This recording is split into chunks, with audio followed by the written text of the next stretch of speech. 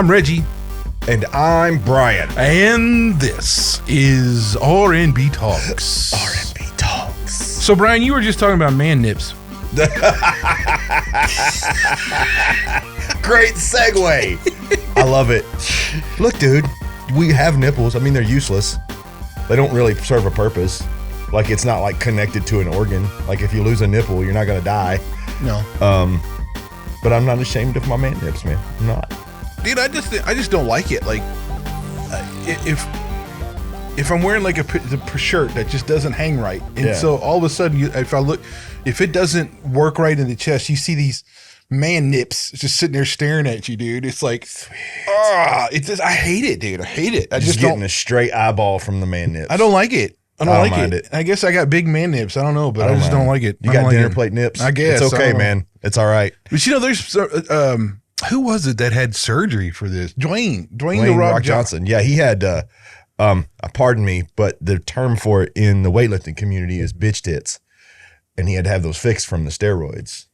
You get those. If you look back in like his early wrestling career, he had like little tiny boobies, and they had to go in and fix those. It's not like I don't have no like that. I'm just saying it does bother me. I've never been a steroid guy, so there you go. You know, I've never taken a course of steroids. I've thought about doing like a 90-day just to see what happens. But I'm like, knowing my luck, I'll stroke out, my brain will quit working, but there's some... I'll crap my pants in front of everybody. I don't want to do that. What I think is interesting, though, is there seems to be kind of the same way we've seen in other medical or pharmaceutical or health-related stuff where there's like this real anti to anything that boosts testosterone or anything like that. Well, yeah. There's like a huge, and so I'm wondering if, because RFK Jr. got. Yes, he did. So I'm wondering if there's any more male-centered research that will be more prevalent because he's kind of straightening out what's healthy, what's not. Well, I think he is. I think part of the problem you have, and this, I have studied this, being someone who works in the health and fitness industry and is very interested in this topic. A lot of the derivatives that we put in our foods, especially soy, especially MSG, things like that, are testosterone suppressants. And that's purposeful. The food industry did that on purpose. Now, that being said, he's already outlawed one of the red dyes. Go get them. There's a yellow dye on the table next. Both of those have been,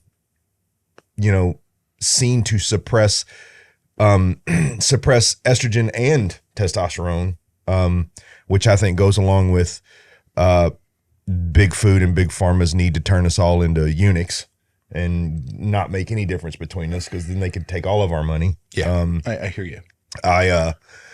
But overall, there's not just a movement of food to suppress testosterone, man. There's a literal socioeconomic movement to suppress testosterone. Yeah, and stuff like that. Why I say that is because it's been so demonized, right?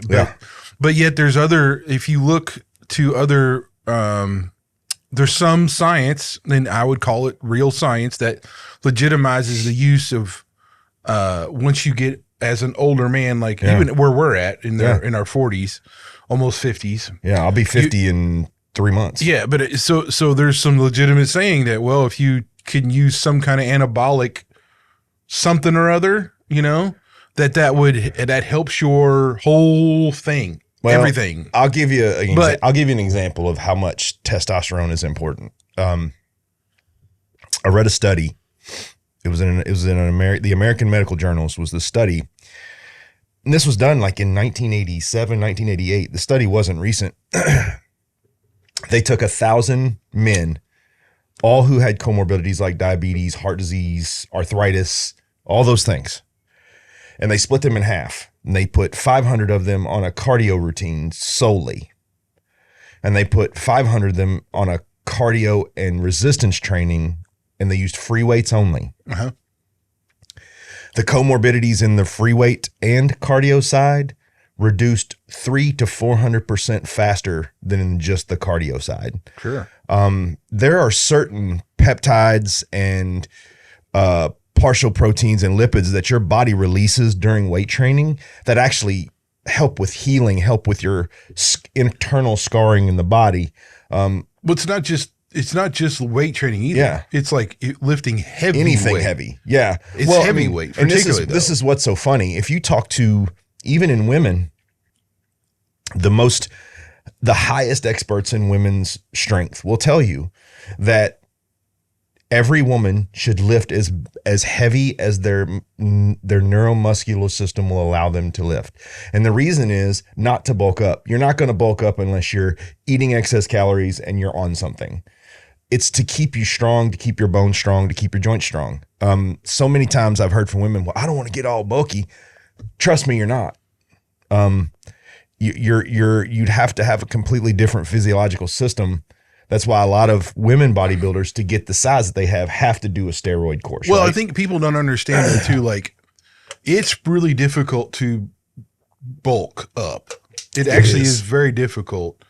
Now, for guys, it is easier, but it's not really because of the difference of training. It's really because of the lifestyles and like the eating choices and stuff. But in general, what men eat and what women eat are pretty different. Yeah. Amounts and everything, right? So like for me, it's easy to bulk up if I do heavy weight and everything like that, because I eat I eat a lot of food. There ain't no joke, and probably too much, to be honest. But that helps for bulking. That's what you do to bulk up. Yeah, I mean, if you're looking to put on mass, you have to go into an excess calorie intake, right? Like you have to go above your total body heat. You have to go above your total body expenditure. Speaking of that, look, I got another mace. Oh, very nice. So I got the 5 pound. I'll tell you why. So after our episode last week and everything, we were talking about how I got back into it. I was going. So Monday I did my thing and I have a 10 pound because I figured I didn't want to go too heavy. I just get a 10 pound. But after Monday, my arm was killing. Like this whole thing again was just on fire. Well, and there's a secondary purpose for that too. Lighter weight, faster movement equals a little bit better cardio workout. Right. So I mean, but I'm guessing because if I go swing a splitting axe, which is like maybe 5 pounds or something, it's really not, depending on the head or whatever, 4 or 5 pounds. Well, the ones I got, and that didn't bother me. Yeah. So I'm guessing just the abundance of 10 pound swinging agitated this. Well, more. and you're even when you're injured, you take a few steps backwards. Yeah. So you've got to work back into it, right? Like I'm sure when you hit the 10 pound, you had worked up to the 10 pound. No. So you'll hit the 10 pound eventually again. Here's the thing, because I went from the splitting stuff with using splitting mauls and splitting axes, right? So the mauls were being used as well. The one is an 8 pound, right? Mm-hmm. So I was swinging that stuff around and probably harder than I would hit the tire because I'm really trying to split the wood and everything, right? Yeah. So that's what I did until I got to the tire. And so now that I've trying to get back into it, so I bought that one so I could at least go out there and try it. Yeah. With this lighter weight. If it doesn't hurt my arm and then I'm going to be fine. Yeah. But I don't know. Anyway, that's been my. So here's another thing. Speaking of all this stuff, so we have Tulsi Gabbard that has been confirmed. RFKJ is confirmed. Pete Hegseth, Pam Bondi. The dream team Secretary is alive. of Treasury has been confirmed. Like, okay, so here's the thing. All right, and this is where I think the Democrats are really struggling. You lost. The majority of America doesn't want your way of doing things. A lot of people hate Trump, but they are okay with him as long as he's making America better. And there's been a lot of Democratic slip-ups lately. A lot of these Dem senators who go out there and think they're rallying somebody, and then the Freudian slip comes out. One went out and said, we're okay with working in collusion in keeping American citizens in the dark. Everybody's favorite, Elizabeth Warren's, my favorite statement of all time. There is no law that says that the American people are allowed to see what we spend their tax money on. Are you psychotic? Are you literally psychotic? You need to retire because you obviously can't control your mouth. And then my best one was, who's the lady, the older black lady? Maxine Waters, who went in Congress while talking about how bad it was that Elon was digging into this, slipped a little bit of a confession into a statement when she said, we don't know what they have on us. We're starting to see what your actual worries are. Your actual worries are the piggy banks. Somebody glued the piggy bank shut. You can't get in it anymore. The judges are now favoring Trump in these lawsuits that he's now been given. They say that 99% of these lawsuits he will win. You're out of options. So now your only option is to scream and holler like an idiot. AOC, how have the people in her district not gone, okay, enough? Okay. Right? This is gonna be pretty sharp. Please do. I don't carve it up, big guy. Yeah. You have to be some kind of special stupid to sit there and blather on about how you don't see the evidence. Where's the evidence? Show me the trail. Blah, blah, blah about the whole Doge thing. They have. When you can go to the freaking like C-SPAN and all, like you can listen to the hearings. The press secretary brought it to the press briefing and offered to hand out literature showing all of the things that they're finding. But this is what I mean. This is all I hear, and especially from some of these quote unquote people who think they're smart and they're liberals, because they have this veil of just willful ignorance that they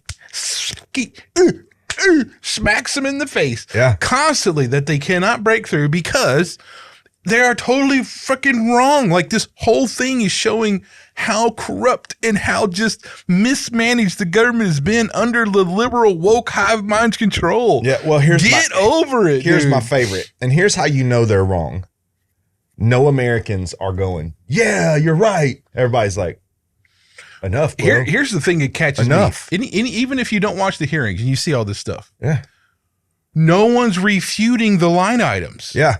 You don't see people go you said has not refuted. No, here's the best part of that too. There's a hard left lady, and I can't remember her name mainly because she gets on my nerves when I see her. Joy Behar? No, she's in the Congress. Joy Behar's. The View is what happens when you live in a vacuum and you're wealthy and you say stupid stuff all the time, but the people around you are yes people, so they pump you up and tell you you're right. But this young lady, and she's a young woman, she's not an older woman. She went into the room of Congress and said that $50 million for condoms to Gaza was a lie. No, it wasn't. You can go and find it right now. You can go online and find the line item. I actually went and looked. You can go there. The only trick that the devil has is deception. You are seeing people who are demonically motivated. This is what you're seeing. This is demonic motivation, right? This is the devil saying, oh crap, I'm losing my grip. I'm going to start poking and prodding. You know, even Mitch McConnell, bro. No. I don't have any love for Mitch McConnell. And I don't want to hate on you because you're old, and I don't like to hate on old people. I don't have any love for him, though, but bro. Even you have voted against the common sense placement, the multi-generational, multi-party people that Trump is trying to put in place. Tulsi Gabbard is an independent. RFKJ is a Democrat. He is trying to go across party lines and figure out how to make this work. Shut up, Mitch, and get in line. I honestly think that Mitch McConnell now is where Joe Biden was before the election. I think he's mentally incapacitated. I think people are making decisions for him. They're pushing him in a certain direction. But despite the fact that Mitch has turned on his party, they're still placing everyone Trump wants. Eventually, the Democrats now have zero power. And they're seeing right now what happens when a united electorate comes together and says, yeah, we're done. So we're going to put these people in place because this guy's promised us something. And so far, he's worked at a pace that is breakneck in We've comparison never to seen anything. This. We have not, since I've been like cognizant of like reality in as a person. Yeah. This is absurd. The pace in which things are going. You know, when it was, I remember having an argument back when Clinton was in office, and I argued that the economy was the such and such because of the stuff that Reagan did. It was taking so long to catch up because of the years and this. It ain't that, dude. Right now, this stuff is just, it's flying off the rails, bro. Yeah. Now, what I'm looking for, because Doge is in the IRS now. Yeah. And they'll be in the Treasury soon. I am tickled pink. People say, "Are you worried about this? Are you kidding me? You let Hunter Biden into like these high level national security meetings, and you think I'm worried about Elon Musk? You let a known alcoholic and crackhead into sensitive meetings, and I'm worried about Musk. And you're worried about a guy like Elon Musk who takes dead companies and turns them into billion-dollar companies. It's not just that though. Okay, here's my biggest thing about Musk. Right? People like all this stuff. Okay. You have no idea what autism is then. Yeah. You have no idea how that brain works. I don't have, look, I don't think anybody has a clue, to be honest. Even the neuroscientists that try to study it, there are so little we know about this stuff. But having a neurospicy kid. Yeah. I see how she is, how she reacts to things or whatever it is. To say that at the level of autistic kind of thing that probably, because Elon acts a lot like my daughter. Yeah. Okay. Very social, weird, you know, it's the way that he sits there and he doesn't mind pausing for 12 seconds to shut somebody down. But it's logic, and it's like it's very much an OCD kind of detail-oriented problem-solving attitude than it is. It's got to make sense. Yeah. If it don't make sense, I can't do it. He's going to fit it into a box that he has, right? Yeah. He has to. That's part of how that. Anyway, it just blows my mind. No, he is the least person I'm worried about of anybody we've had doing anything in the government. And you cannot sit there and, I mean, because we've had elected officials, we've had bureaucrat appointed officials, we've had all these different kind of people that's been in there over the freaking decades, last 30 years. And there's so much wrong with that. And even the first Trump presidency, I had a problem with, because I'm like, why didn't he do anything? What's going on? Yeah. And he trusted the wrong people. Is what he did. I know, but still, you got to say, look, dude, you trust it. And I put it, it's still his responsibility. Yeah, for sure. But anyway, so here we are now. He's mad. He's on a war path trying to straighten things out. He's got people in place that I don't trust anybody explicitly, especially if I don't know them. I mean, I can't do that. But I definitely think it's far better than what's been going on. Okay. Well, he has position now too. Like his last presidency, he didn't have the position he has now, in the sense of his approval ratings weren't as high as they were now. He couldn't get anybody appointed that he really wanted. He took what was given to him. A lot of rhinos were there, like Republican jackasses who were part of the problem. Well, and the biggest problem we have right now is, you know, there's still some there. You know, the representative from Alaska, the lady who's, of all the fights you want to have on the House floor, you want to fight over the name of a mountain. I don't know. You silly ninny. Yeah. What is wrong with you? Let me get back to this though. I just think the people that are just throwing, that can't accept this, I think you really have a psychosis problem. Yeah. I mean, look, I get it. You want proof, you want evidence, but I posted this on purpose. Yeah. I said, I'd explain it to you, but I ran out of crayons and I can't understand it for you. Yeah. I mean, it's really, that's how I feel at this point, because there's nothing logical about it. It's the same thing with like, it's like the mindset. And here I boil this down to a lot of things. Like when your mindset gets to the point where you're in that, what I would say you're woke, hive mind educated. There's a worldview that's out of touch. Well, that's putting it lightly. I know. And you are so skewed on reality. It doesn't really matter what subject we're talking about. You're seeing things from an unrealistic perspective, in my opinion. There's nothing I can do for you. I can show you everything. I can explain to you theologically Christian things that doesn't match up with what you're saying.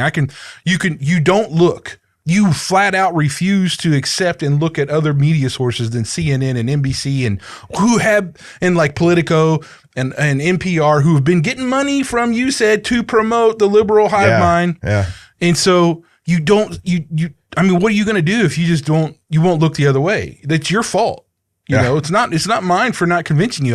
The evidence is all there. You just don't accept it. Well, here's how I look at it. Anyway, for the last 4 years under Joe Biden, we were constantly told as people who wanted things to be done honestly and fairly that our ignorance was ours and they didn't understand our ignorance. I will give you back the same thing that you gave me for 4 years. You do not understand that the electorate doesn't want your way of life. The electorate has said, no, we don't want this. The majority of us don't want to live like this. So your ignorance is yours. And what you're seeing is when you lose a fight, there's two ways that somebody's going to respond. You'll either respond by getting up, dusting yourself off, shaking somebody's hand, walking away and saying, you know what, I lost. I got to go figure out why I lost and come back next time and do better. Or you react like the liberal elite are doing right now. Yes. And I'm going to run down some quick examples for you.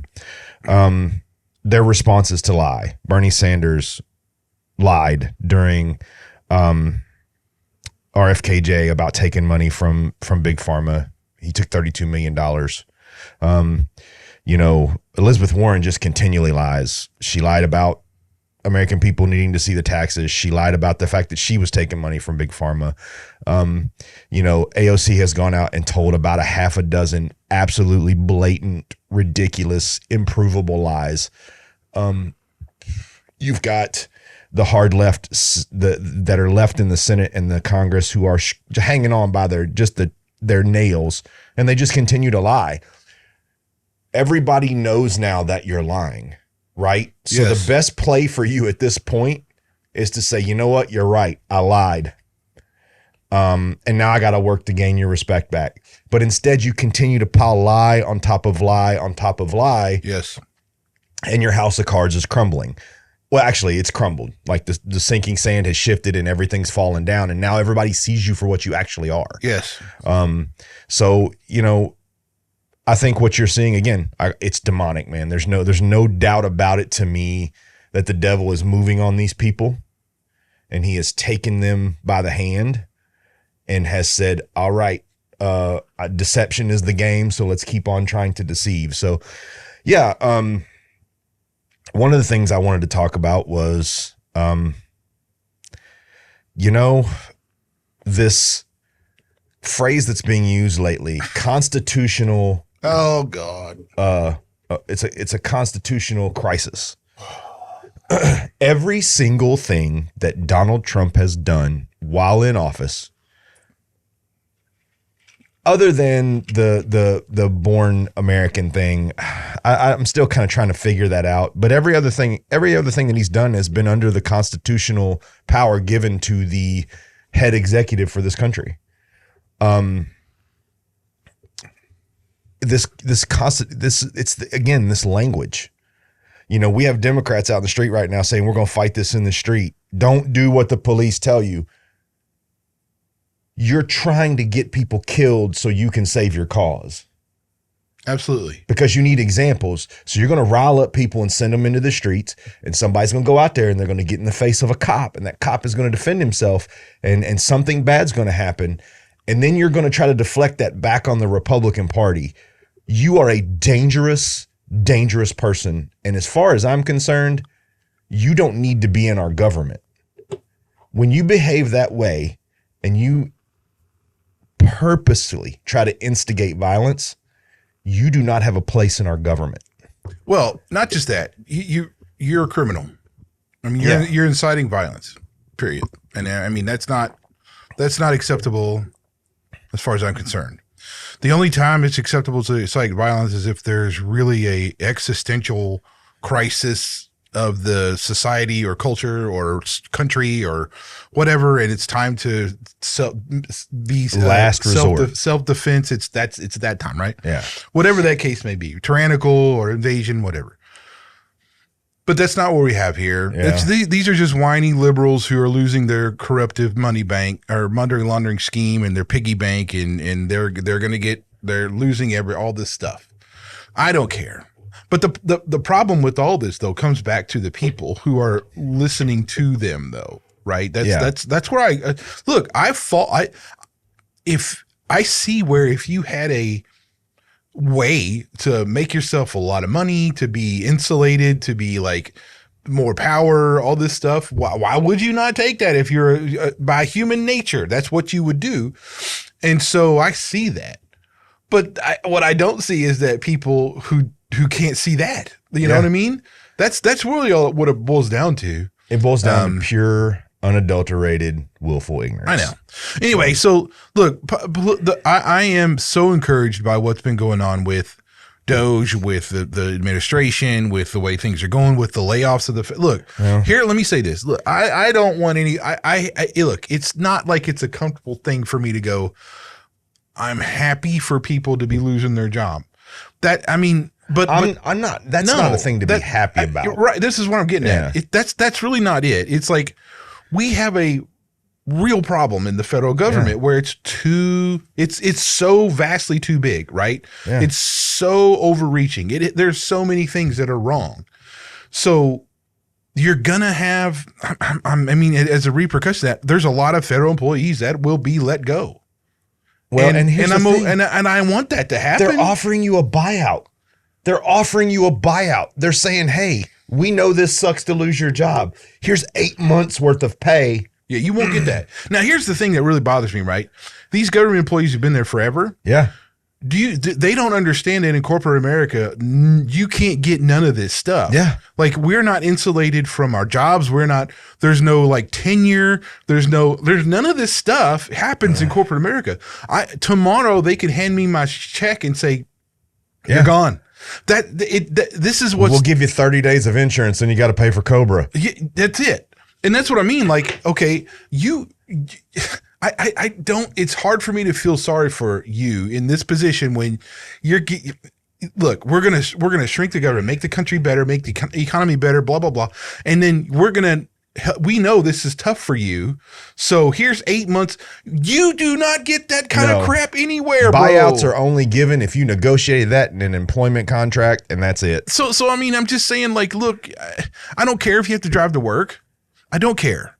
If you're going to cry about going to work, shut up. I just don't. I go to work every day. I get that it's been something for you, and that does increase that changes your family cash flow because now you have to go back to spending money. I get that. You were hired in though for that. Yeah. Okay. You were. So that was a temporary thing from the get-go. Okay. Now maybe you don't need to go into the office.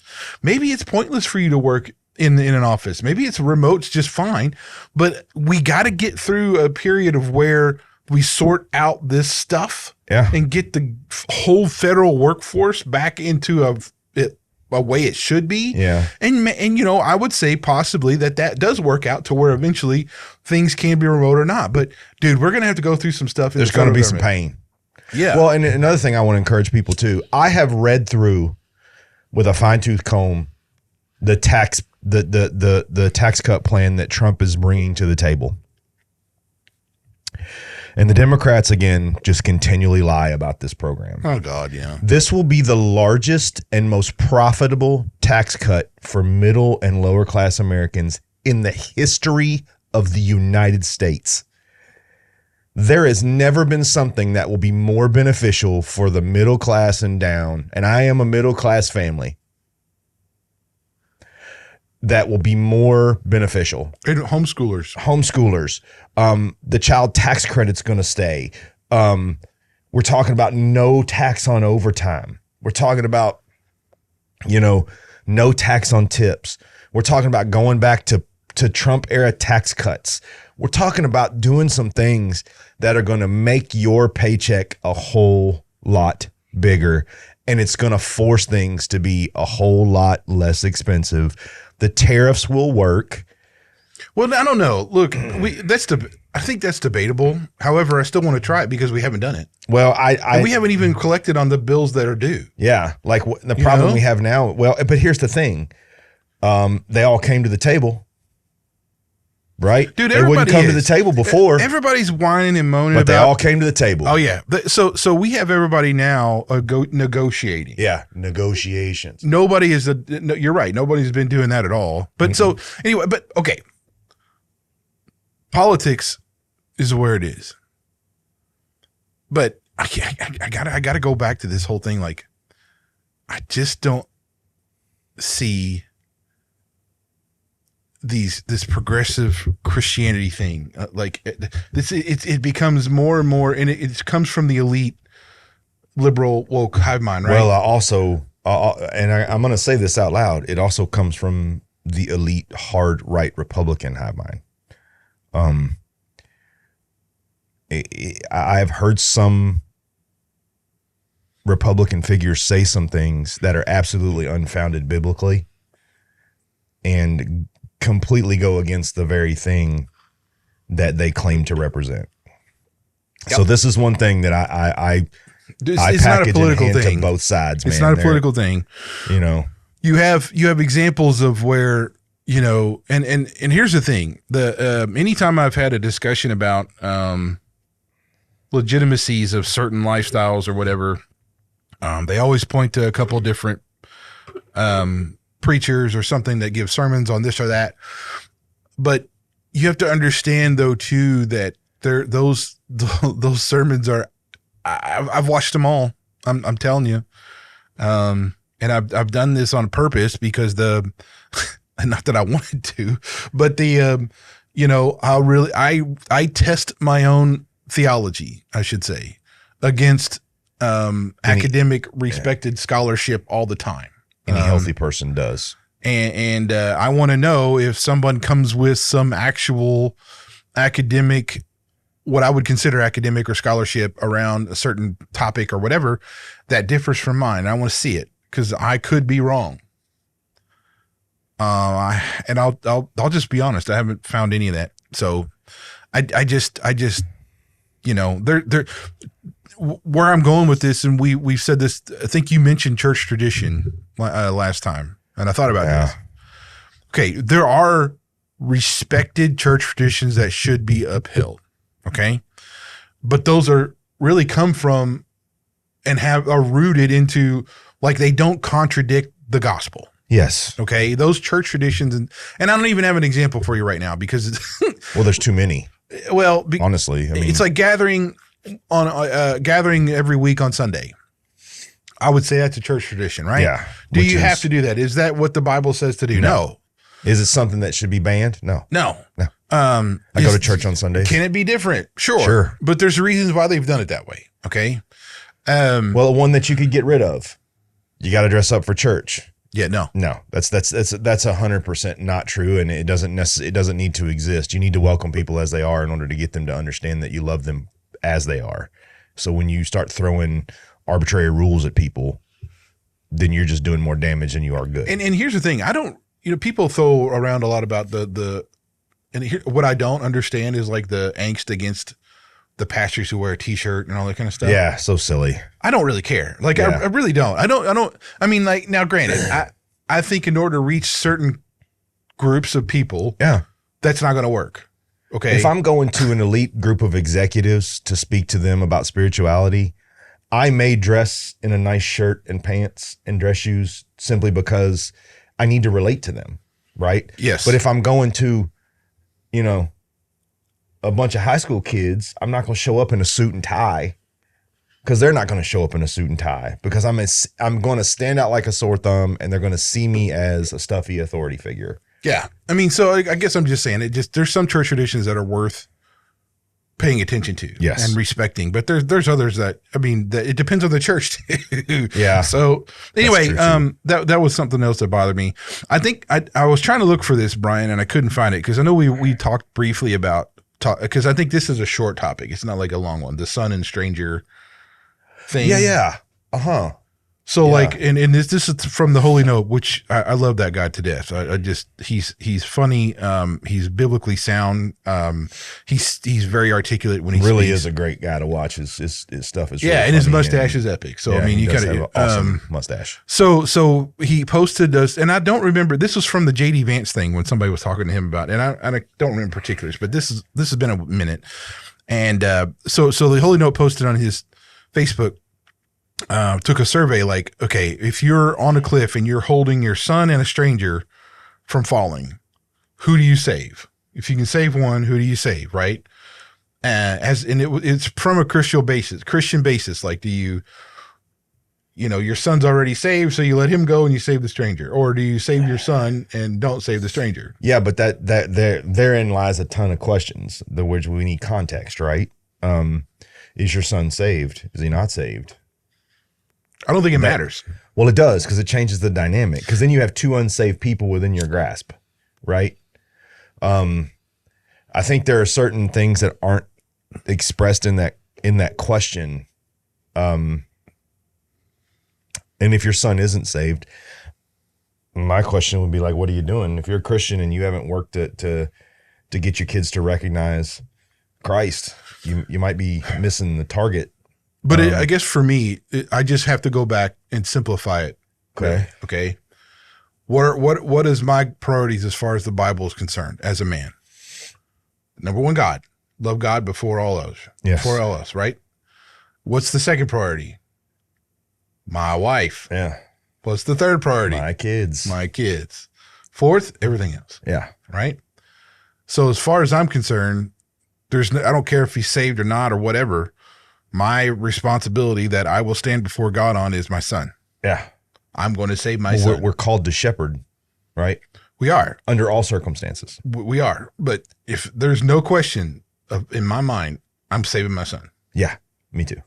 I don't if you're care. asking me what side I land on, it's going to be. I don't care. I don't care what the stranger is saved or not or whatever. It doesn't matter. My priorities biblically are God, wife, kids, church. That's it. So, and I don't think, I think that's just the way to look at it. Now, would I necessarily fault anyone if they said, well, I know my son is saved. He's going to go meet Jesus and live in eternity, blah, blah, blah. The stranger has been dealing with some stuff and this could help him pull into there. It's one of those things where I'm like, I still think you're wrong. and I do. But would I like hold that up to like a vicious act or something? No. I mean, no. But it would rub me the wrong way. Okay, that's really where I'm trying to go with this, and I don't think you can. It's like that thing where if you, I think okay, let me go back to this. This is a better question for myself. Okay, for you and for me. What if you're holding you got two people that you're on a cliff. You're holding each arm. You can save one. One's in your oldest son, one's your youngest son. See what I mean? Now that one's tough. That one's a whole different ball game. I can't answer that question. Right, you can't. There's no answer for me for that. There's no. I mean, and the problem is I couldn't either. If I was holding both my daughters, yeah, and I could save one of them, I would be just stuck because I mean, there's no way I'd be able to pick between my daughters. Yeah. No way. That's the real dilemma that I would have, right? Yeah. Now, all these are fictitious scenarios anyway, yes. but that all comes about by like, and I think this all relates back to when Vance was talking about how we got to take care of our country first before we start, handing out a whole bunch of stuff across the world, which I've been saying for decades now. So anyway, I think that was a quick topic, dude, that we could jump into, but I thought it was interesting to talk about. It's a very interesting, it's a interestingly difficult question in the fact that, I think depending on the individual, I think it would be easy for someone without a family to answer that question. Oh, sure. You can't. Yeah. Until you have kids, until you can look your kids in the eye and know how important they are to you and know that they are gifts from God, you can't answering that question without having kids is impossible. Which kind of leads me into what I wanted to talk about, Reggie. What's that, Brian? Worry. Because we seem to live in a world full of it right now. Yeah, man. Fear and worry. You know, I tell people all the time, you know, I was having a conversation the other day, and the guy goes, "You don't really seem to worry about a whole lot." And I was like, you know, I've been through a lot in my life. You know, I don't normally go into my life story and hopefully one day you and I can do our testimonies on here, because I think they would be very effective tools for people to hear a lot about who we are and where we come from. But I told him, I said, dude, I've been through so much in my life, and God has brought me to this point where my family is safe and everybody's fed, and, you know, we're making a living and we're doing our thing, and we're, you know, I got the podcast and, you know, and all these things. I said, I've been gifted beyond the measure of what I deserve. If I'm worrying, then I'm not listening. God is a gracious and loving and generous God who has shown me in so many ways that he's going to be generous for me. But again, I go back to the deception of the devil. People need to realize that Satan cannot create anything. He can only distort what God creates, and he can only manipulate. And I believe that is what worry and fear is manipulation. I agree. Yeah. Jordan Peterson talked about a study that he read where he said that 88% of what people worry about never comes to fruition. So this existential crisis that we're in, where we're, you know, oh my gosh, this could happen and that can happen. You're right, man. It could. I could go outside. As soon as I leave here, I could go outside and a tree could fall and kill me. Am I worried about it? Nope, not at all. But I'm not going to add it to the list, right? Like, I got enough as a man in the current world. I have enough battles on my plate. You know, this ain't going to be one of them, worrying all the time. Yeah. I mean, so there's many aspects of this. So in the biblical text, anxiety and worry are kind of interchangeable, for what they talk about. Yeah. Okay. I thought it was interesting to look at, though, like what WebMD would say for anxiety or worry, right? Yeah. So what they kind of talk about is how a chronic worry or emotional stress can trigger the fight or flight response. Yeah. Okay. So which does a couple things. It releases stress hormones like cortisol, which can boost blood sugar levels and triglycerides. Yep. And the hormones cause physical reactions. Like, here's some of them, like difficulty swallowing, dizziness, dry mouth, fast heart rate, fatigue, headaches, concentration, irritability, muscle aches, tension, all kinds of stuff, right? And it's then insane. If it's not that the excessive fuel from this fight or flight response, if it's not used in physical activities, could lead to suppression of the immune system, digestive disorders, muscle tension, short-term memory loss, premature coronary artery disease, or heart attack. Okay. So I think even medically we can see where worry and anxiety is not really a good thing. Okay. It has all these physical traits that can come up with actual things that affect your body. Right now, the secular way to deal with it is you talk to your doctor, you exercise regularly, you eat a healthy, balanced diet. They say drink some caffeine because the caffeine stimulates the nervous system. Yep. Try to be more conscious of your worries and talk to a therapist and learn to like relax and meditate. Does everybody realize that we actually have an on-call therapist in our lives 24/7? You know, it's funny. Because the Bible has a lot of things to say about it not being a therapist, but just being the one. Well, here's the thing. First of all, cortisol is not something you'll ever get rid of. Cortisol is a steroid hormone that helps the body respond to stress. Cortisol is released in higher amounts when the body perceives a threat. A threat to the body is anything that heightens the nervous system reaction. Okay, gotcha. Okay, so cortisol helps regulate metabolism, blood pressure, and body's inflammatory response. And the thing about it is that there are healthy levels of cortisol. Agreed. Right? Agreed. Something I thought was interesting There is another name for cortisol in medicine. Hydrocortisone is a form of cortisol. Another way that the Pharma Association is putting more stuff in our body we don't need. We naturally produce enough cortisol to survive.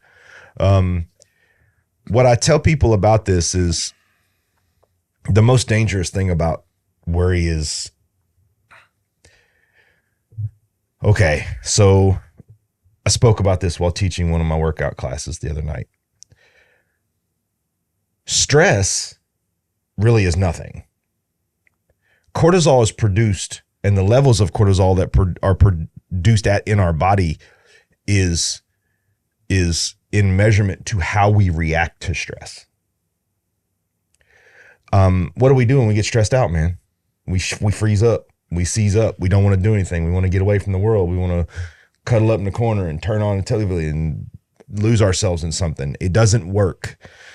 They've studied this for 30 or 40 years consistently. The absolute best response to stress is to get up and move. If you want to regulate the cortisol response, or I like to call it the worry response, if you want to regulate that, get up and move. Go for a walk. Pace. Anything that you can do stretch, do something. Because what that automatically does is triggers your nervous system into believing that it needs to burn the excess cortisol up, right?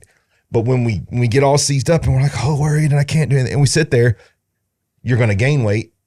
You're going to lose muscle, because cortisol is the antithesis to muscle growth. And you're also going to affect the hypothalamus in your brain shrinks when you worry. So that's where short-term memory loss comes from. So think about that. When you worry, you destroy your ability to mentally function properly. So all of these things are happening. And then what happens is we get someone who's hypersensitive to stress, and all these triggers are hitting at the same time. And then you have anxiety, because that's where anxiety is born, right? Anxiety is not born from stress and not born from cortisol. It's born from overload. Mm-hmm. You know, well, now my cortisol levels are high. I'm stressed out. I'm not doing anything to take care of my health. Boom, boom, boom, boom, worry folds in. And here's where the really brilliant part for me is that this was all put in us by Christ. It was broken by us. Christ has told us time and time again, you know, it says it in the Bible in Matthew, therefore do not be anxious about tomorrow, for tomorrow will be anxious for itself, right? Don't worry about what's going to happen tomorrow, right? Because God's got this. Tomorrow's going to take care of itself. And this goes back to trusting God's plan. If God is infinite and he has control of everything, you're not going to worry. Well, when you say Matthew, by the way, in the LSB Bible, it does they translated that out as "do not be worried about your life." Right? Yeah, it's a huge verse that's critically important. And I worry about and I'm not saying I don't worry about anything. My son just got a driver's license, so I'm worried. You know, he's a new driver. Am I going to not sleep over it? No, but I am going to have concerns. Different. Concern is different than worry, though, right? Yeah. I think that's where we have to. There's a differentiation there between a normal and healthy concern for things, and then the anxiety or worry about those things. Okay, so now you could say, well, it's just levels of concern. Yeah. Okay, sure. I think. Let me say this about one of the things that when I was going through some stuff, I was traveling a lot. I was in there was a lot of stress, period. Yep. And it was not uncomfortable, but if I could get out on my motorcycle for like 2 hours, it was gone. Yeah. Because I get on the motorcycle and you got to understand, I think this is why, I'm not one of those guys who like listen to music or anything on the motorcycle. No. You just rode. I just rode. You're like my dad. My dad just rides. I couldn't stand listening to anything while I'm on a motorcycle. Yeah. Right. So anyway, and what it is that you're just focused on the road and you're around you and everything else, because you have to be hyper vigilant when you're on the motorcycle anyway. So what you're doing is you're purposely now doing an activity where you have to be laser focused on this particular thing. At that moment, everything else fades. Yep. And then Isn't it beautiful? When I would get back, and it would be like, I just didn't even remember what I was upset about normally. Right. And so that's really where there's just like, you have to develop these situations for your mind to just let go. For me, it's the gym.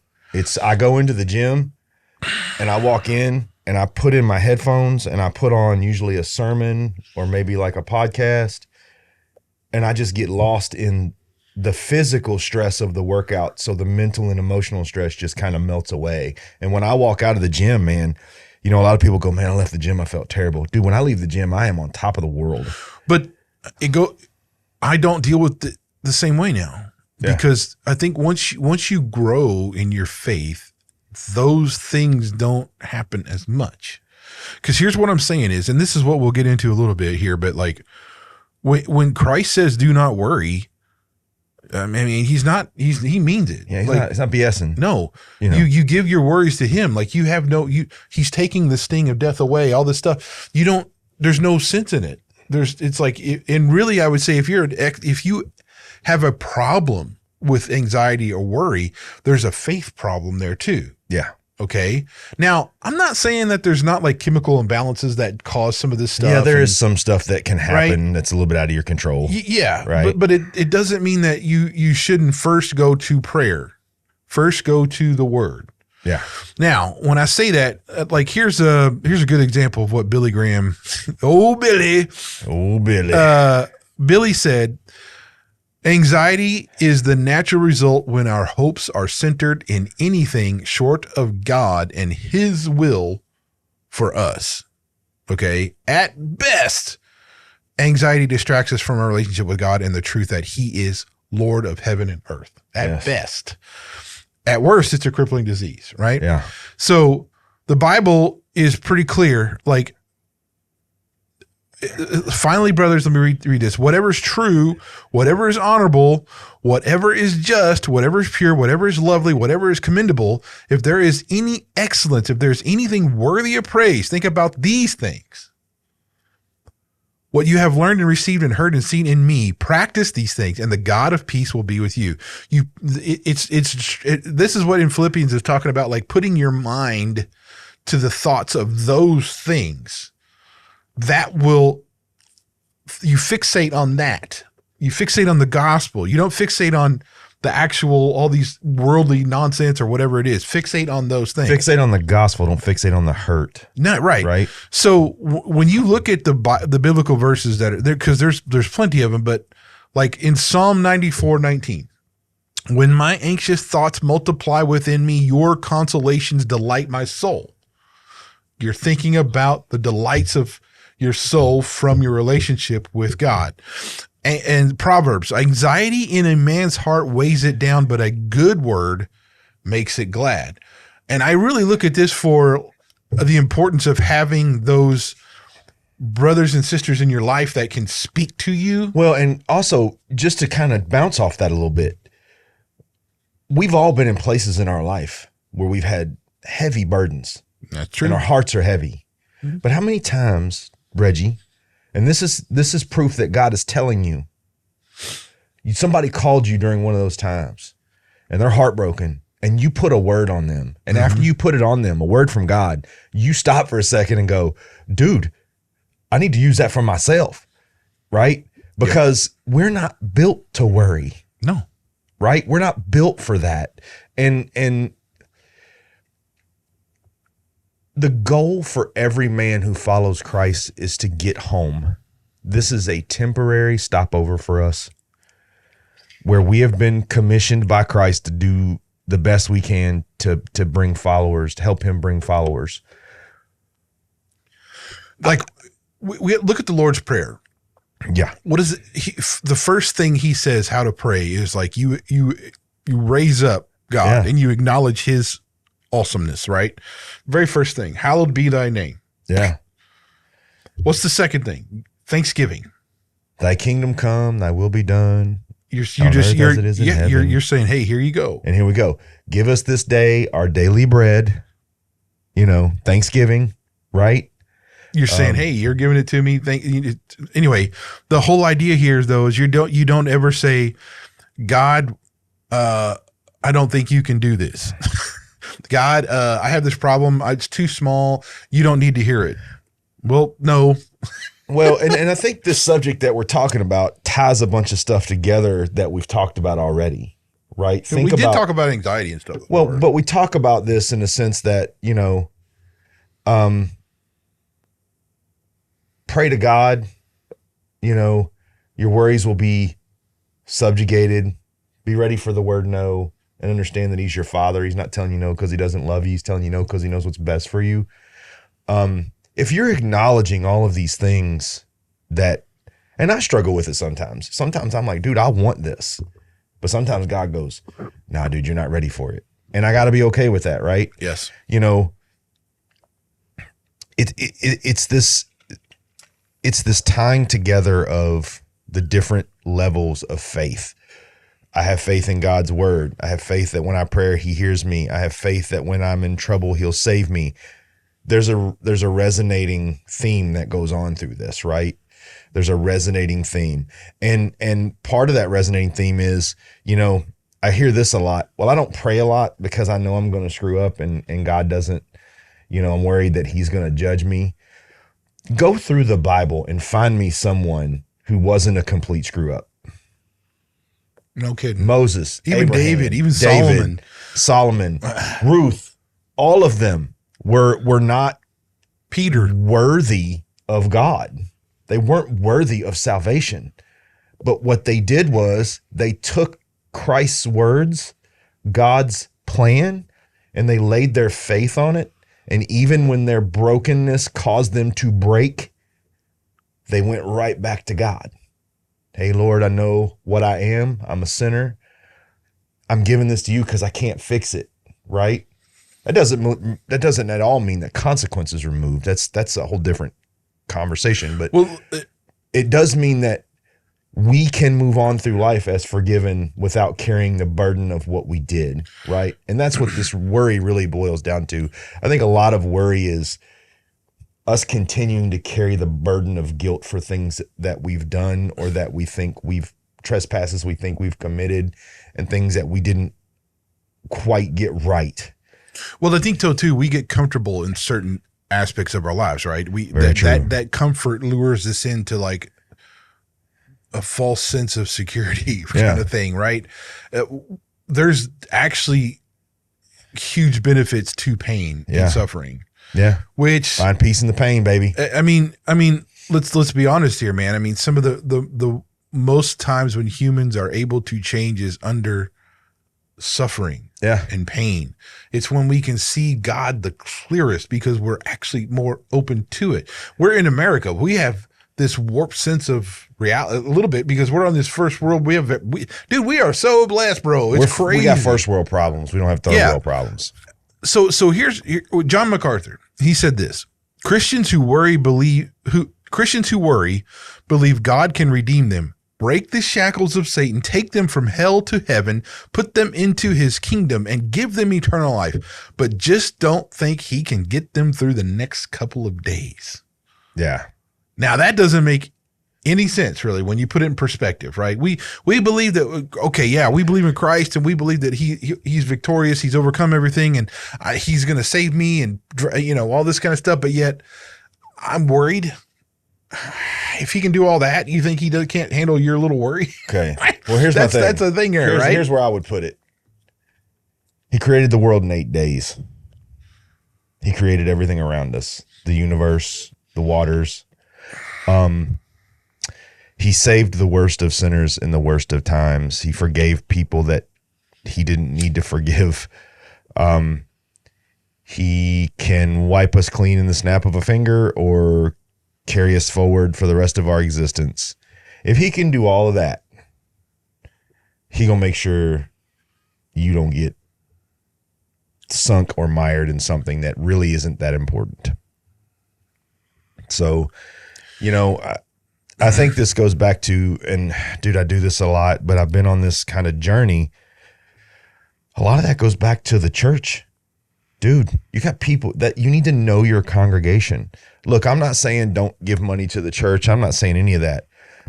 But when a minister gets up in front of the church and there's families out there that are literally struggling to get from week to week for groceries and food, and you start laying on that big thick guilt trap of 10%, you put those people in a position that's untenable by giving them anxiety and guilt for something that at that time they may not be able to control, right? Yeah, I'm pretty I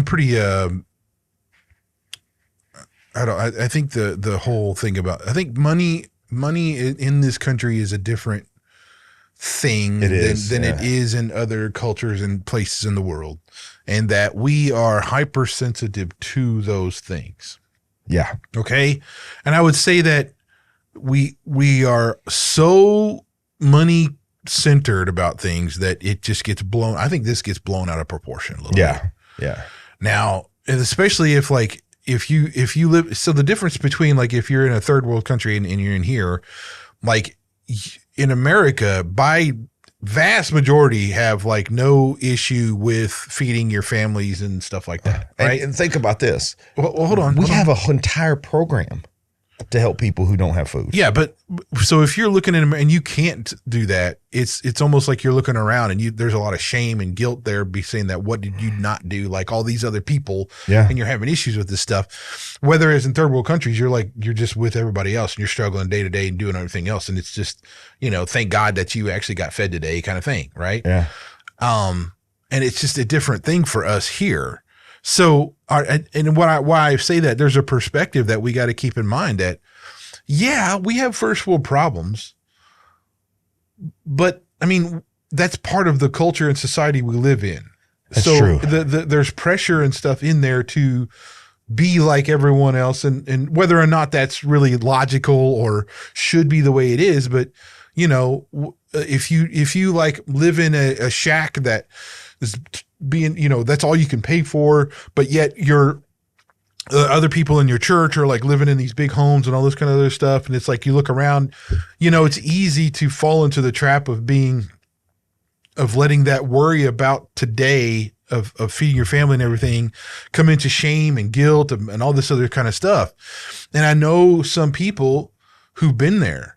Yeah. And it's and here's what I'm saying. This is so critical for the body of the church and especially the men, to look at the other men who may be struggling with this and just lift them up and just try to just be there for them as brothers, and just know, especially treat them as you would anybody else. This is a huge one, right?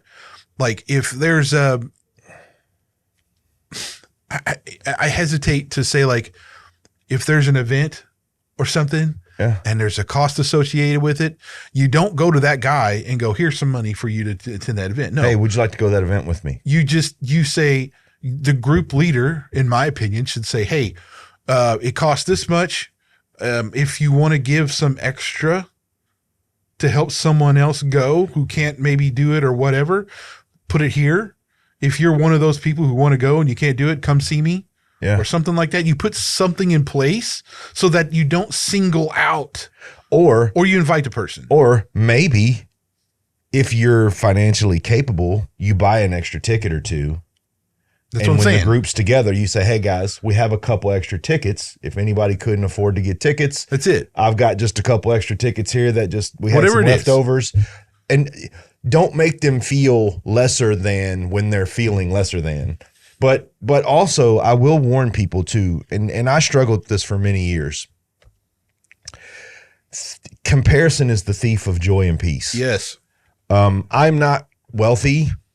I have enough to take care of my family, and I feel like I'm blessed for that. And I don't really desire, if God chose to bless me with wealth, I would say, okay, that's where you're leading me.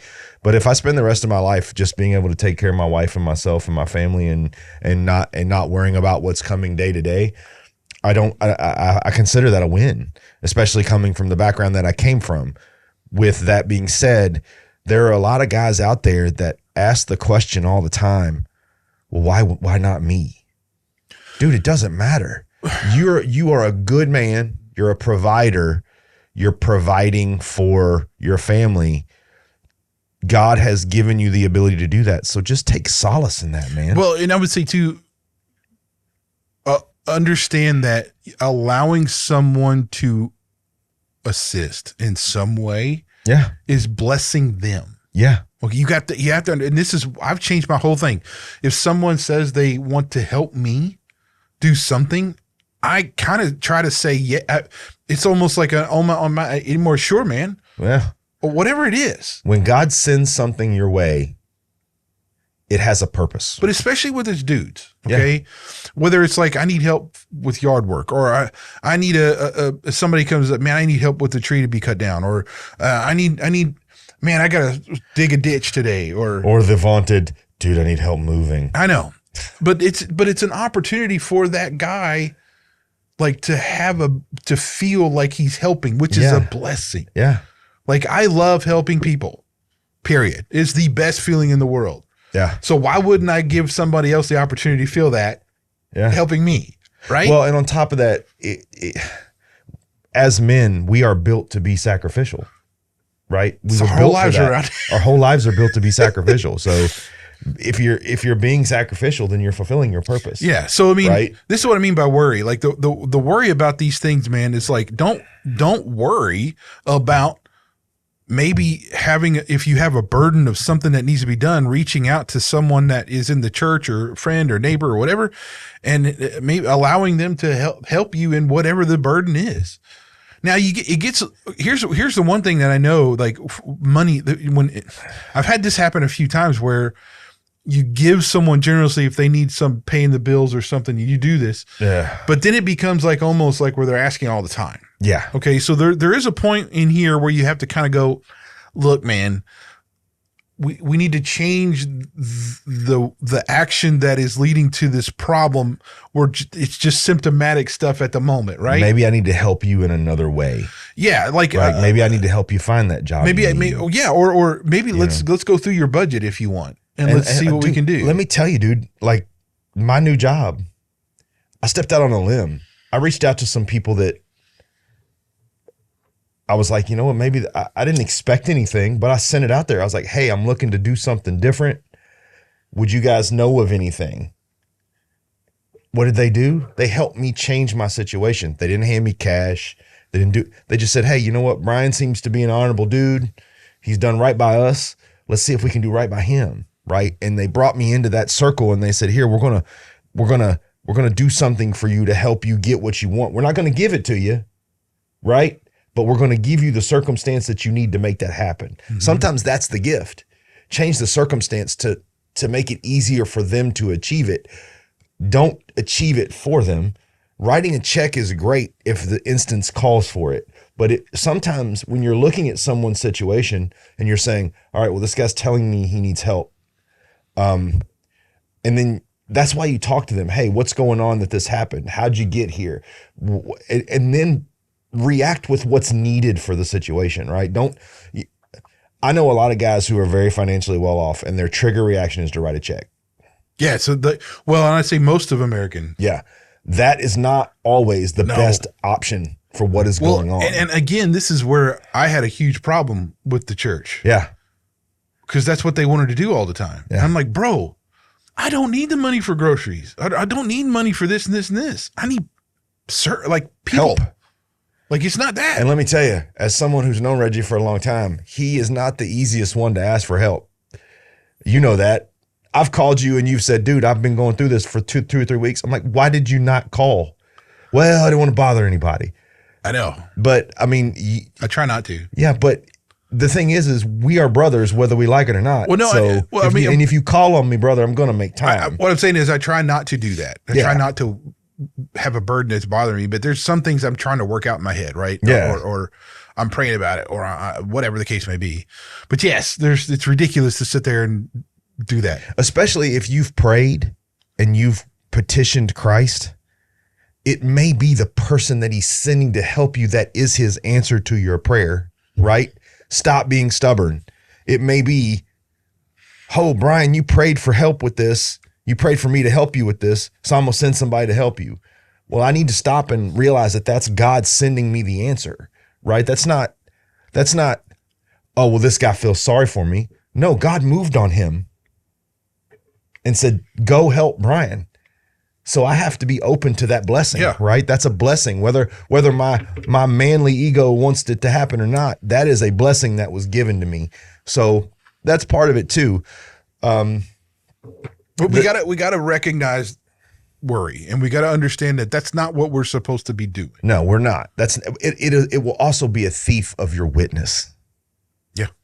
Because when you're out there trying to talk to people about Christ and you get into all your worries, it kind of sounds like you don't believe. When I'm telling you, you got to believe in Christ with all your heart and all your mind, but I'm worried about these 96 things that my God can't handle, you don't really have much of a witness at that point. So worry let's look at the Old Testament, right? So if we say here's some examples in the Old Testament, right, where you see this. A father's rightful concern over the delayed return of his son, 1 Samuel. Yep. And the fear of famine in a year of drought, that's in Jeremiah. Hear it.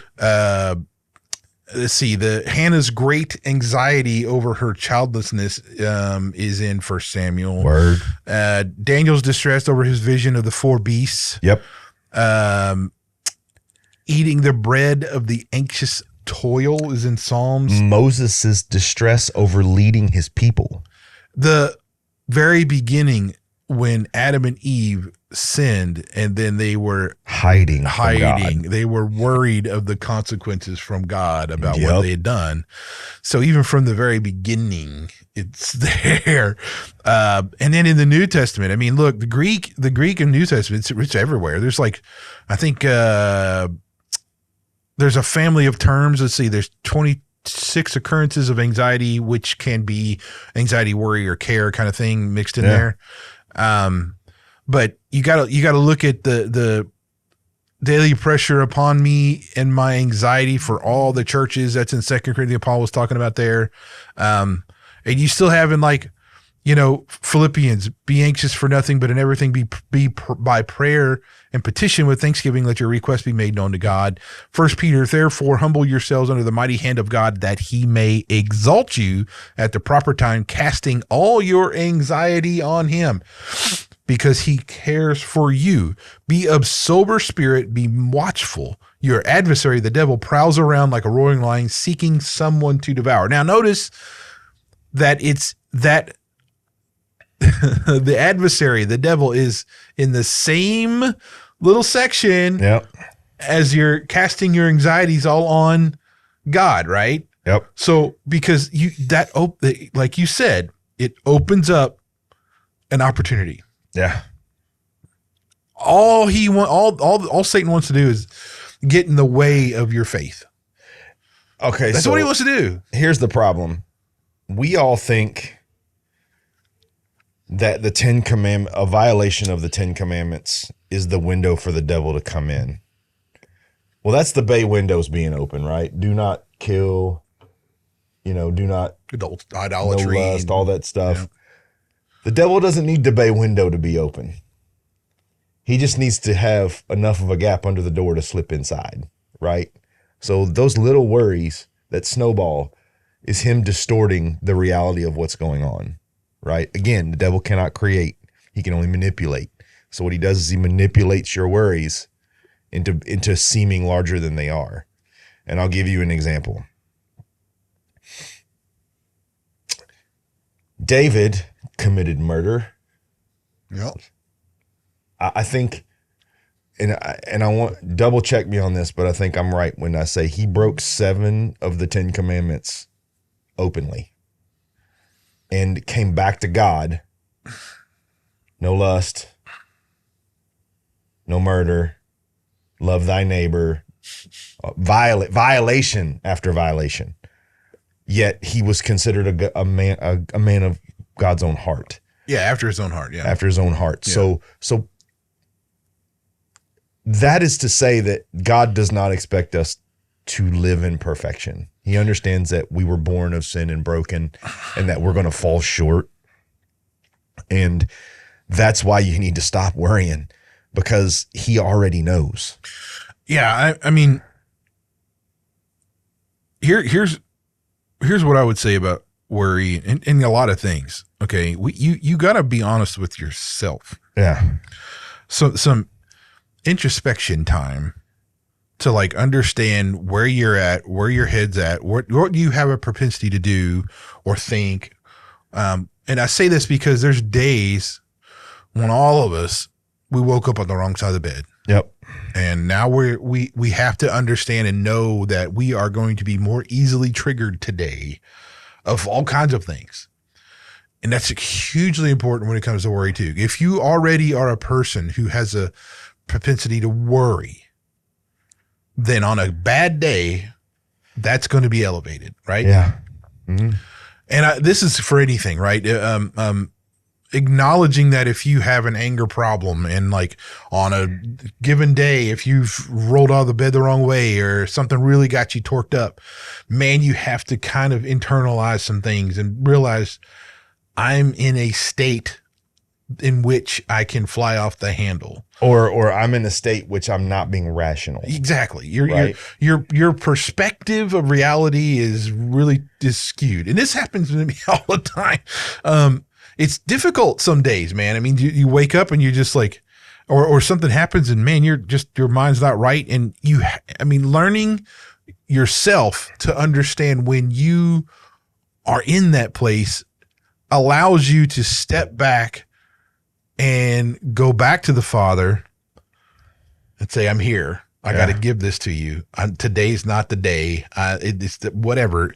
And just focus on that. And it hugely changes your outcome of situations. It does. I have 2 young girls and a wife, 3 dogs, 2 cats, a bunch of chickens, all kinds of things. A house that was built in 76 that has some issues in it all the time. And it's any given day, man, especially with daughters. Let me tell you this, man. If you get up and you're in the wrong state of mind, you are going to talk to them the wrong way. Yeah. It's important. Okay. I gotta look, worry's part of that too. Like if something's coming up, like I know when my daughters were having this,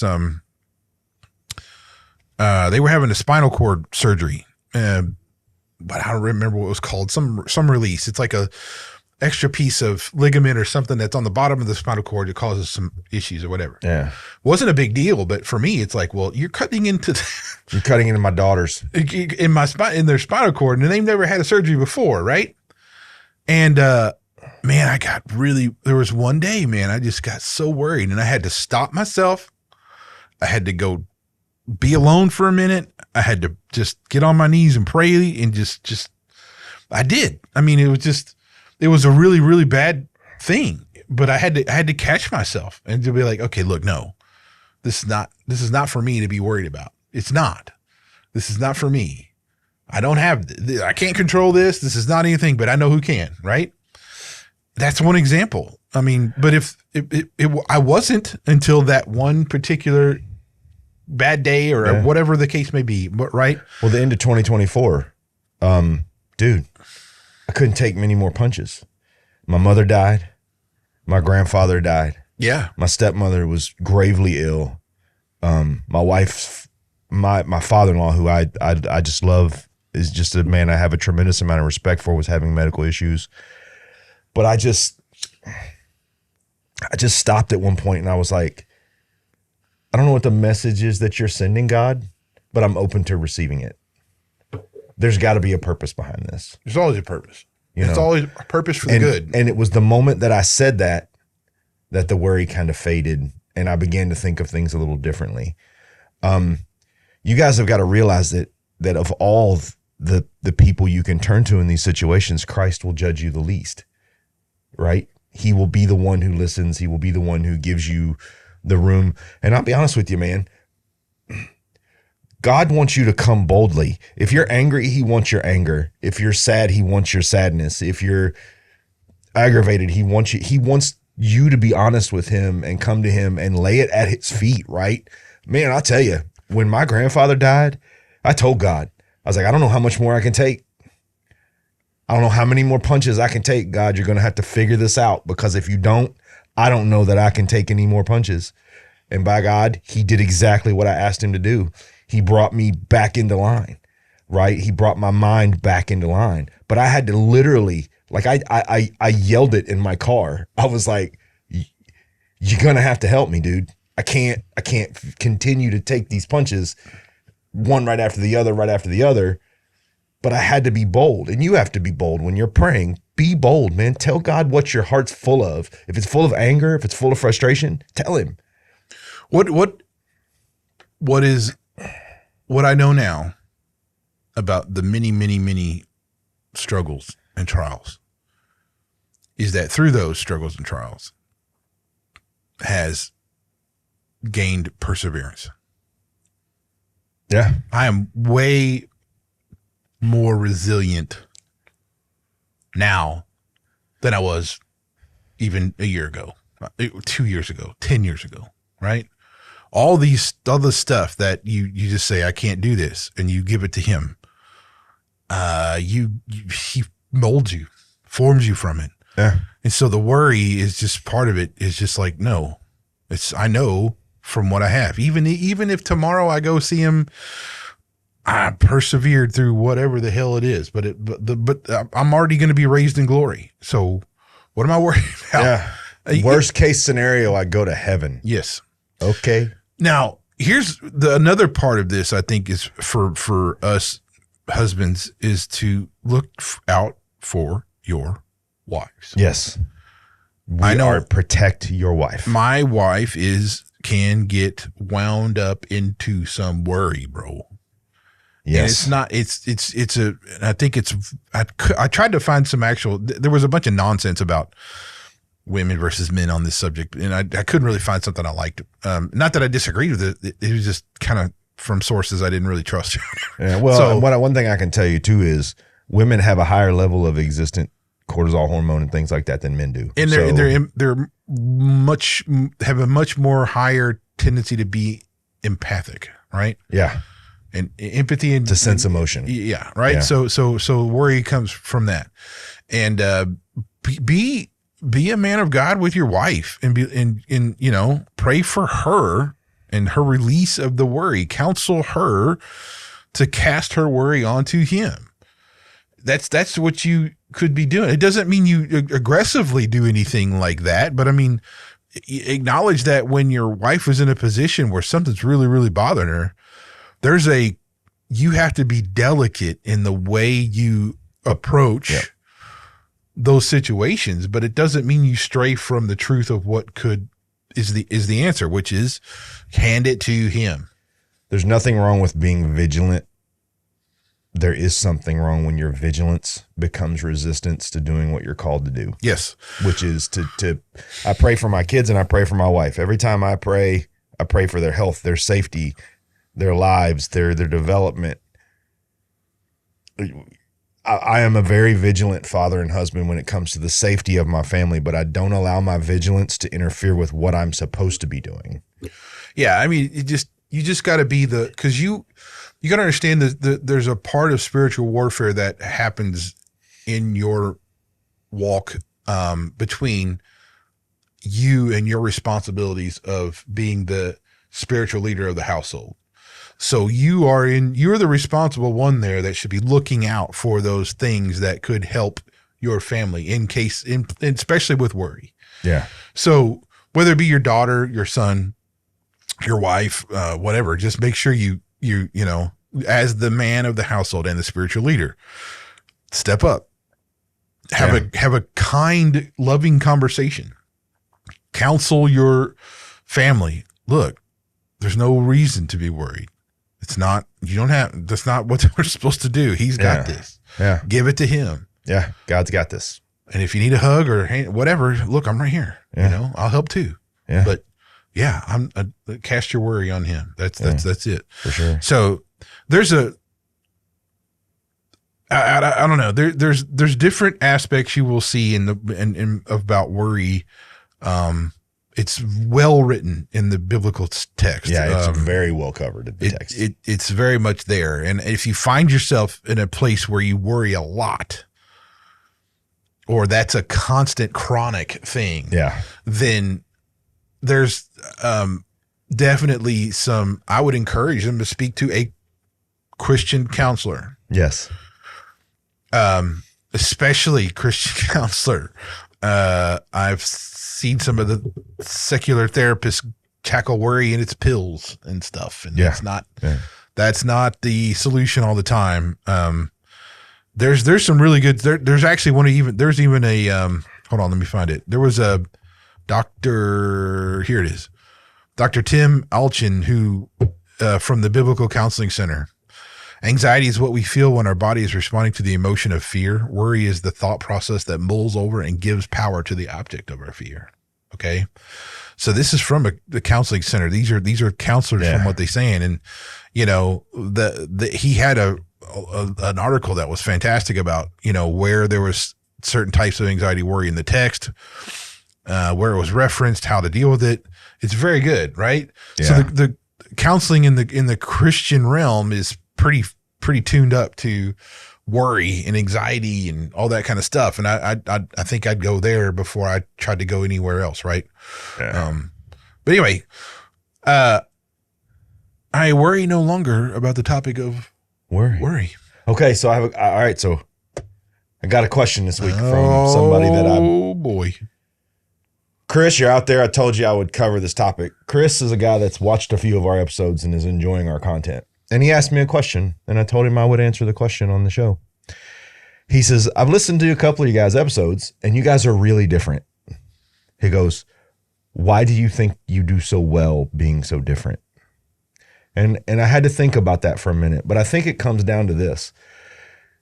If you're looking for two more opposite dudes, Reggie and I are pretty much opposite end of the spectrum in a lot of ways. But our hearts are for the same thing. And that is for, number one, for Christian men. Number two, probably just for men in general and maintaining.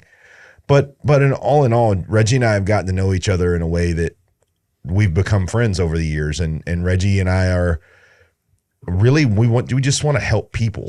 And I think that just that common tie between the two of us is a big reason why we do this. Reggie has a traditional household where his wife is at home and raising their kids and they're homeschooling. And I think that's awesome. And a lot of times I'm in awe of how they balance all that and get that together. And then I have more of a non-traditional home. My wife and I both work and my kids are in public school and I have to fight a battle daily of kind of wiping away what the garbage the world teaches my kids and trying to instill truth in them. And we do the best we can, and my kids are good kids and they're God-centered kids and they love the Bible. But I think the common denominator for Reggie and I, number one, is we see the state of emergency that our world is in when it comes to their spiritual growth and their spiritual health. Especially for men. And we see this lack of leadership and this loss of leadership by men in the home and them being broken. And we both together want to help. We want to provide a message saying, that feeling you have where you feel like you should be the leader in your home and you should be helping move your family forward, that's not an unhealthy feeling. That's actually naturally how God built you to be, is the leader in your home. That would be the main reason why I say we do this together, is because, we yearn for a day when biblical manhood is the norm. I would put it this way. Yeah, we have some differences, dude. But the what we have in common, though, is the root of what makes it work. Yeah. Whether or not our it's like the differences are like so surface. There's surface differences, right? Like in the root of it, though, we see the world from a pretty similar lens. Yeah. Not exactly the same for sure, but like we've rooted our worldview and the way we perceive reality a lot alike. Well, and on top of that, we have a healthy ability to agree to disagree when we need to. right? Yeah, there have been moments where Reggie and I have differed on topics, nothing massive, but it's not something that we allow to be divisive in our relationship as friends. We're naturally not going to agree on everything, right? But it's the main things. But it's the main things that hold us together and make this important, right? It makes it work, right? Yeah. So the commonality that we share is pretty significant enough, to allow conversations and discussions around topics and stuff where a lot of people would be very uncomfortable. Yeah, I mean, we won't. But yeah, I mean, just to say that, like, God being gospel centered and seeing the world in a certain kind of way that helps blend it all together. Yeah. Because even in our differences, they're really just lifestyle things. Yeah. It's just, we were raised different. We were kind of in different environments. We had different experiences. But the other thing is too, I will say this is the big thing. We're both not like silver spoon. No, dudes, not at all. Right. No. There's a, it's like the trauma and like, is like, I guess we've both been to those places, grew up kind of rough. You know what I mean? Like that kind of thing allows us to be in a place of where we're resilient to a lot of stuff. Yeah. And I think that even though those traumatic events and stuff have been different, but because we've gone through a bunch of nonsense and lived through it and kind of grown through those things, also puts us here. Yeah. Right. And so, because I mean, this probably conversation wouldn't work if it was like one of those people who had, I would say have the misfortune of like growing up in a really great house and like doing this and I shouldn't say misfortune. That's not the right, that's not right either. But alternate experience. Yeah. I mean, it just, so that helps quite a bit, dude. Fulfill things out because we're not sitting here not have gone through some things now. And the same thing with our kids though.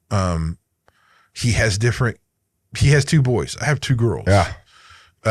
Different worlds. Yeah. We're in different stages of parenting. I'm parenting teenagers. He's parenting young kids. Yeah. And I mean, there's he doesn't know what it's like to raise a girl. I have no idea. Yeah, no. Honestly, I don't want one. And don't get me wrong. I love Reggie's daughters like they're my own.